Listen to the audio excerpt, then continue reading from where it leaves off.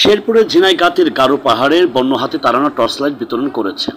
হাতির উপদ্রবে ক্ষতিগ্রস্ত এলাকা পরিদর্শন করেছেন শেরপুর-3 আসন সংসদ সদস্য এডিএম শহীদুল ইসলাম। দুপুরে রাংটিয়া কার্যালয়ে মাঠে বিদায়ী উপজেলা নির্বাহী অফিসার আবদুল্লাহ আল মাহমুদ ভুইয়ার সভাপতিত্বে বন্য হাতি তাড়ানোর জন্য 40টি পরিবারের মাঝে টর্চলাইট বিতরণ করেছেন।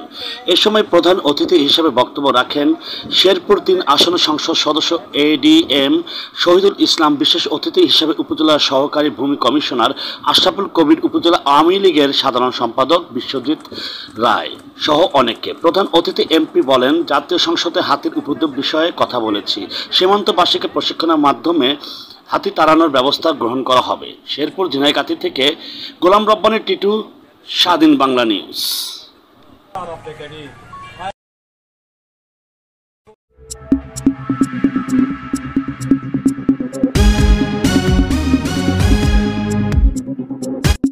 স্বাধীন বাংলা নিউজ স্বাধীনতার কথা বলে।